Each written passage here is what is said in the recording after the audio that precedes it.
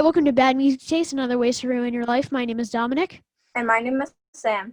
Sam has this week's record.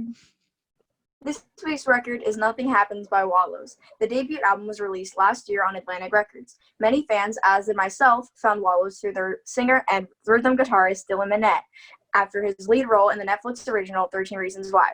My favorite song off this record is Scrawny. But anyways, our guest today is Randy Bradbury, the bassist of Pennywise and punk rock Karaoke. How are you today, Randy? I'm good. Nice to join you guys. Thanks for asking me to be on. Absolutely. Thanks for being here. So it's been over 2 years since we got some new Pennywise music. If you're able to talk about it, can we expect some new music sometime in the near future? Well, everyone's always writing, and we're always, waiting for the next opportunity to record. But as of yet, we don't have anything scheduled. So, but hopefully soon. I'm sure that everyone's writing during this quarantine. So. Yeah. Even people who aren't musicians are still writing, thinking, I'm going to become a musician. I know, this is the big opportunity for everybody. Yeah. How were you first introduced to Pennywise? Were you a fan who got to know the band, or were you a close friend? Well, I was in a band. I was in a different band, and Fletcher's brother, Christian, used to always come to watch our band play. And he would tell me about his brother's band. And so I heard about them through Christian. And when I first heard Pennywise, I heard it was the first album. This was right after it came out, and I just loved it. I thought it was great. I didn't know those guys except for Fletcher's brother, and I just became a huge fan of the band. And so that's how I first heard of them. And then through a series of events, which is a long story, then I ended up meeting them and got the chance to play with them. And I was very excited.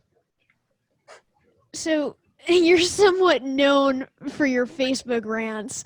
And your followers have been labeled as Bradberries. But did you come up with this, or did the followers just label themselves as that?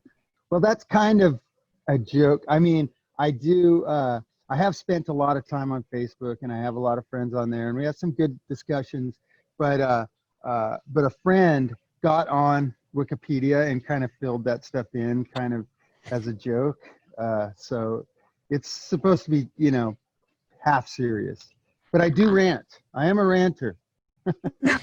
The guy that wrote that, his name's Matt Brown. He actually was a roadie with Pennywise back on their first European tour, and he decided to stay there. Yeah, so he still lives in Germany, and he just thought that was funny, and he got on there and wrote that. So it's more of a joke. It's kind of funny, but I have spent a lot of time on Facebook. I've spent so much time on Facebook that I'm taking a break. So I had to take a break. Recently, we've heard from quite a few people who got their start in California. So would you say living in Long Beach affected your career in any way? Yeah, it's funny. When I was about your guys' age, I used to walk around. I was into surfing. I really loved surfing. The waves near me weren't the best, and I just didn't think I lived was very cool. And I used to wish I was from somewhere cool. And years later, it's just funny that the music scene that we helped create, the little one, where we were playing, we were in Belmont Shore in Long Beach, and that's where Sublime is from, and the band that I was in was called Falling Idols. And so it was just the perfect time. We got into punk rock like around 1979, 1980 was when it was first starting. There was other bands from Long Beach called like Crude, Secret Hate, Targeted Demand, and Falling Idols. And there was all these bands from different parts of the city, and we'd all get together, and when there was a party, everyone would show up, and it was just really fun. It was really natural. And then, as the years went by and music started growing, then it's like I find out that I was from somewhere cool. Long Beach ended up being really cool. It's where Sublime's from, where Snoop Dogg is from, like all kinds of stuff. So yeah, that's so you really never know what you have until, sometimes you have to be able to step back and take a broader look, So yeah, I think coming from Long Beach was definitely beneficial for me. Yep. Yeah, the local music scene is always important from where you are, because that's how you can find out what's popular in your area and you can connect with more people, because finding music from all over the place is cool, but when you have like other people to enjoy it with, like concert friends and everything, it makes the experience better. Absolutely. Yep. Well, back then it wasn't very easy either because we didn't have the internet. So you'd have to go to the record store and buy a fanzine, and you'd have to go everywhere. You'd always have to go places. You couldn't just sit at home on, Snapchat or whatever the heck.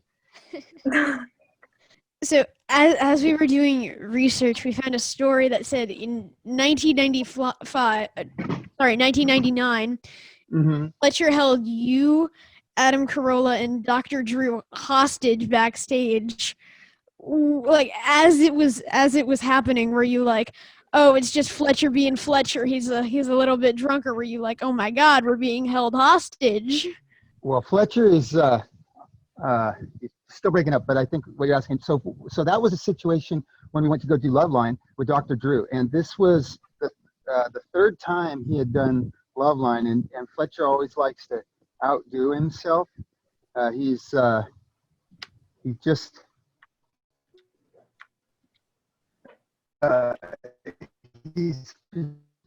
pretty crazy guy. So when he just started getting, it wasn't backstage, it was actually studios, and he just started getting crazier and crazier, and he was having a good time, and then all of a sudden he was like, I'm locking everyone in the studio, and so he just was standing by the door, and he's huge.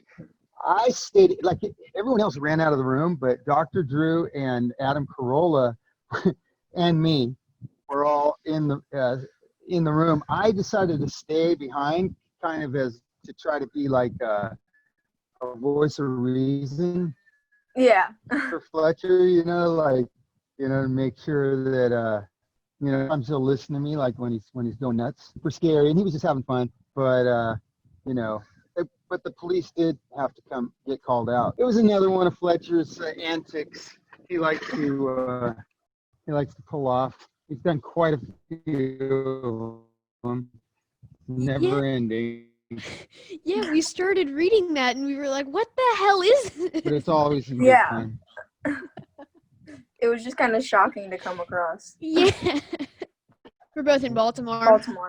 Yeah. I've been to Baltimore. Yeah, I actually saw Pennywise with Rancid in like downtown Baltimore.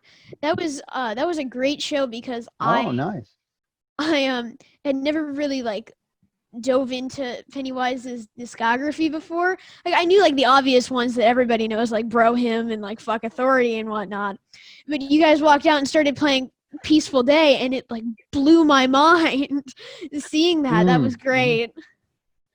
Yeah, we were opening with that one for a while. I always figure that any one of the songs that's the first track on any of our albums is a great song to open with, because it just sets the tone, because if you love an album, that first song gets you going, right away. So I think that's why we were doing that. It's a little different for us to do that because it's a little bit of a slower song, but I really like opening with Peaceful Day.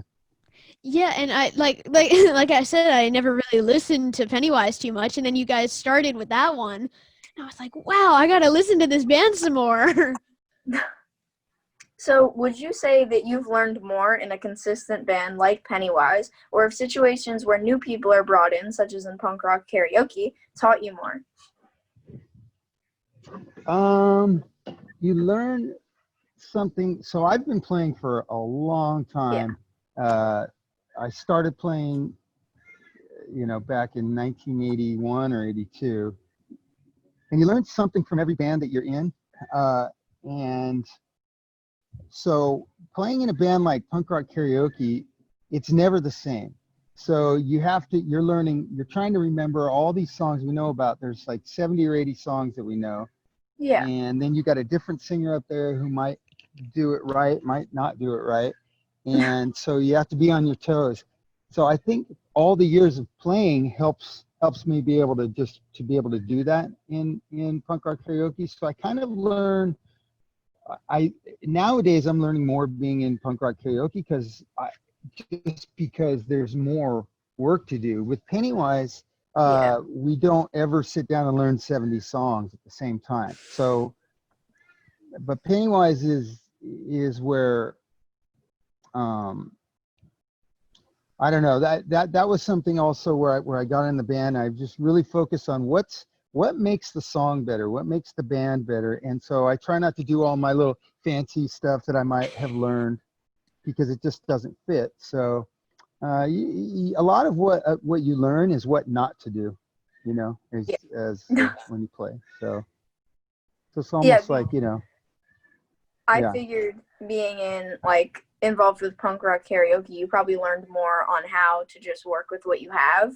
and like what that specific, like you said, what that specific person's doing, because nobody's gonna sing the same song the same way. Yeah, yeah. It's fun and it makes it interesting all the time. And it's really fun. We're just there to have a good time. And, all the singers are just happy, it's a really good vibe. It's just a lot of fun. So I enjoy that. So right now I've got two of the best, I got the best scenario. I can go play shows with punk rock karaoke and it's more like kind of goofing off and having fun. And then Pennywise, we try to, go out and it's more serious and uh, you know more hardcore, I guess. Yeah. Yeah.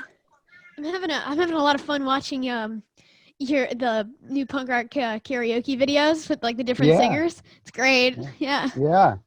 We I just just did one watched to yeah. yeah. Go ahead, Dominic. Oh, sorry. Just watched the one this morning with Angela Moore from Fishbone. That's great. Yeah, with Angelo.